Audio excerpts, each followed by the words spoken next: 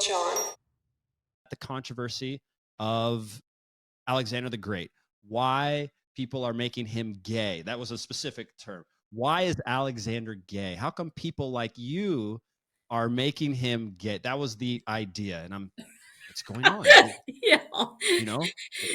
By the way, if I could interrupt, that's the way that somebody tells me that they don't know anything about history is whenever they freak out about this. It's like, this is not news, guys. It wasn't for me. But please, can you it is. Yeah. Give us some context on here why people freak out about calling Alexander gay. Obviously, our world has changed. We're 2,300 years or so in the future from Alexander. The world in which he lived understood relationships very differently. Marriage, for instance, was often it was a contract. It wasn't a vow.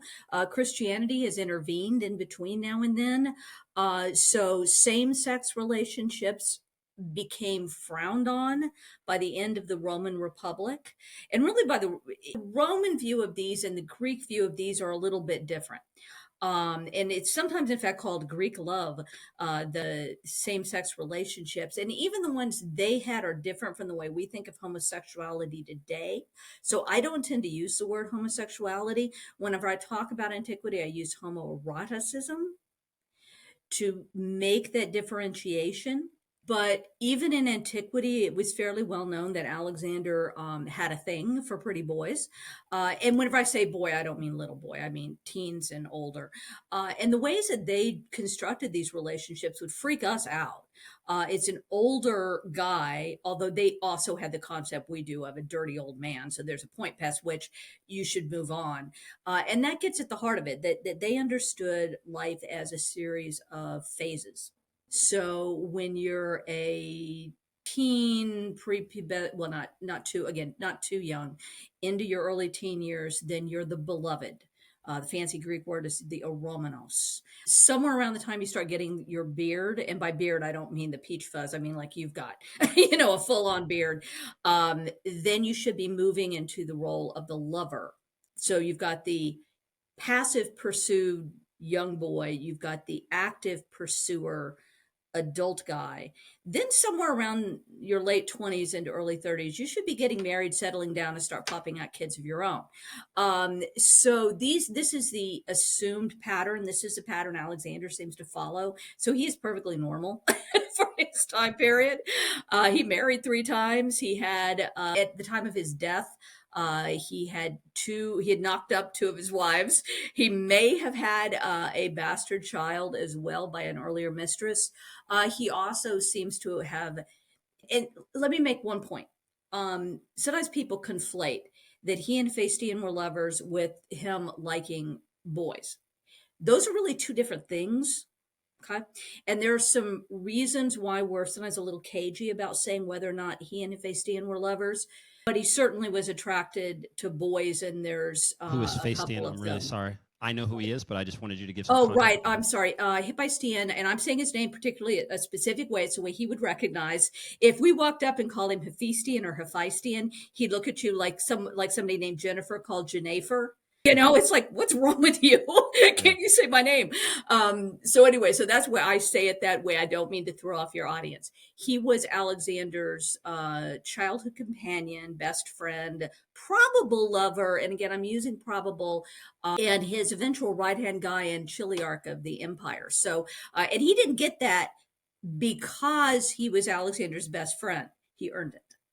And so he's one of the guys I'm working with on my monograph. He and Alexander's maybe left-hand guy, Craterus, who was the replacement for the general Alexander inherited from his father, Parmenion. So those are some of the top dogs at the court.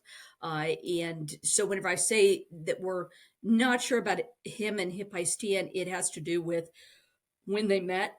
There's my colleague, friend, fellow Hephaestion enthusiast, Sabina Mueller, who's German, and writes, if you happen to be able to read German, Sabina thinks they met when they were adults. I think they met when they were young, in which case it becomes much more possible that they were lovers as teens. Macedonia, ancient Greece, like if I can use a modern comparison to England, was divided up into different forms of Greek that people spoke. So the Greek of Athens, the one that today, if you go into an ancient Greek class, you're going to be taught Athenian Greek, not Spartan Greek, not Milesian Greek, certainly not Macedonian Greek. So all of these different areas had different cultures. Just like today, if somebody is Scottish, don't call them English. That's going to get you in trouble.